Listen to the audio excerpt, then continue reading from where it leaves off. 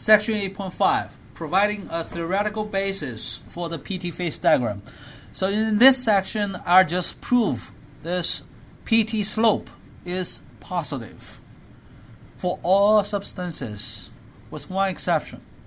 That's between the solid and liquid phase of water. So now let's look at one coexistent line of the PT phase diagram.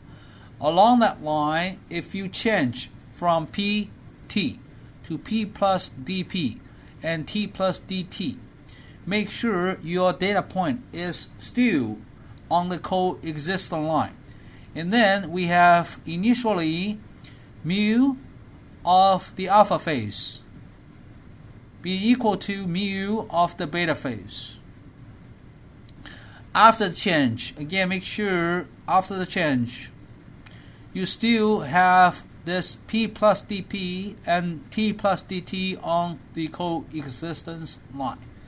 And therefore, we have this equation, okay? So this is after. This is after. This is before the change, okay? So this is at PT. This is at P plus dP and T plus dt. And we can take the difference between this equation and this equation. We'll see, of course, the change of the chemical potential of alpha is equal to the change of the chemical potential of beta. So just imagine, before the change, alpha and beta have the same chemical potential. After the change, it still have the same chemical potential, right, along that coexistence line. Therefore, the change of alpha is equal to the change of beta. And then d mu is just the exact differential of molar Gibbs energy. We're talking about one pure substance. And dg is negative SdT plus VdP. Therefore, this d mu is negative molar entropy dt plus molar volume dP. And this is for the alpha phase. This is for the beta phase. Okay, alpha and beta phases are just two different phases. Now we just move this dt together, move this dp together. We have this equation. Look, this is just the change of the molar entropy. This is just the change of the molar volume in the transition. All right, so dp over dt is equal to the change of entropy over the change of volume in this phase transition. All right. So now let's look at the vaporization. In a vaporization, the entropy increases, the molar volume increases, therefore this is positive. Let's look at sublimation. In a sublimation process, solid becomes gas. The entropy increases, the volume increases, so dP over dt is positive. For all substances except for water, when you melt the solid, the entropy goes up, the volume goes up, dP over dt is positive. However, for water, if you melt ice, the entropy increases, the volume decreases. Therefore, this delta entropy is positive, this delta V is negative in the fusion of ice. All right, now we can further derive, because when alpha and beta coexist, we know the molar Gibbs energy change is 0. Therefore, we have this delta H equals T delta S. This T is the transition temperature. We can replace this delta S molar entropy change with this molar enthalpy change over temperature. So I'm going to do that. I'm going to replace this delta S with delta H over T. All right, so delta S over delta V is delta H over T over delta V. And for more general purposes, I'm using this transition here. This is just a transition. It can be fusion, sublimation, or vaporization. All right. And again, this is for fusion, sublimation, and vaporization. This is positive. This is positive.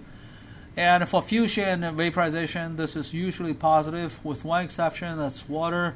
If you melt ice, this delta Vm is negative. Let's look at fusion. When we are looking at a fusion, well, it's very simple to calculate this slope.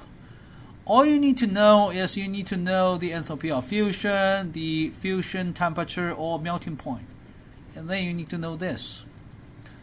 Alright, for water, the enthalpy of fusion is 6 kilojoule per mole. This is the melting point. This is the molar volume of liquid. This is molar volume of ice. Well, again, when you're talking about fusion, just make sure that you know it's from ice to liquid. So, and then this change is negative. In the end, you have negative 14 joule per Kelvin per milliliter. 1 milliliter is 10 to the power negative 6 cubic meter. So we have 14 times 10 to the power of 6 Pascal over Kelvin. Okay, we don't like Pascal, so we change it to bar. It's negative 140 bars per Kelvin. So it's kind of interesting. If you want to lower the melting point of ice from 0 degrees Celsius to negative 1 degree Celsius, you need to exert a huge pressure to ice. You need 140 bars pressure on ice.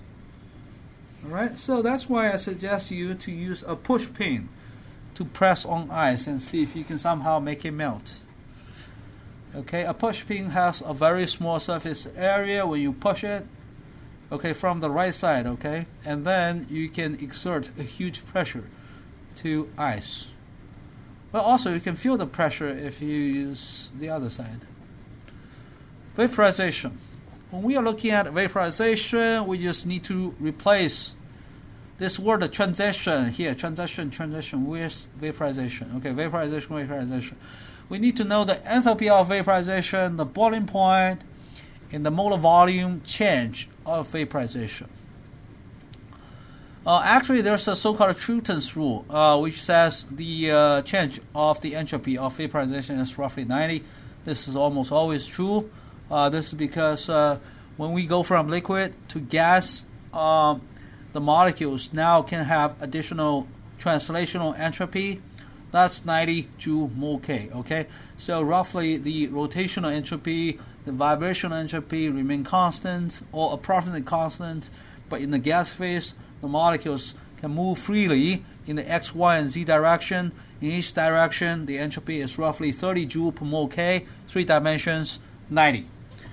Alright, so you can verify this yourself by looking up their enthalpy of vaporization and their boiling point. You do a division, it's roughly 90. But for water, I think it's 110 because in water, in the liquid water, you have hydrogen bonding. So that lowers the entropy of the liquid.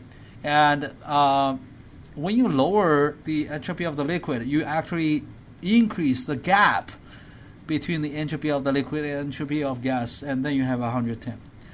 Alright, so for most substances, okay, without strong attraction, such as in water, hydrogen bonding, and you can assume it's roughly 90. And then we can just use this equation directly. We don't even have to know what's the enthalpy of vaporization, what's the boiling point. I just put the 90 here as the entropy change. On the bottom, we need to know what's the volume change.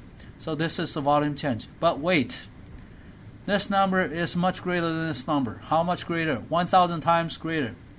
Okay, so this one, for example, is, let's say, 25 liters at the room temperature.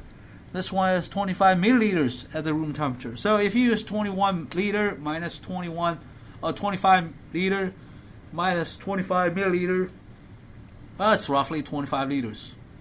Or you can say, you know, you have $1,000 and you lost $1, and I'll say, well, you still have roughly $1,000. Or if you're a billionaire, you have $1 billion, you lost $1 or you gain $1, well, I'd say you still have $1 billion. And then we make this approximation here. It's just the gas. The reason is we can estimate this using PV equals nRT, right?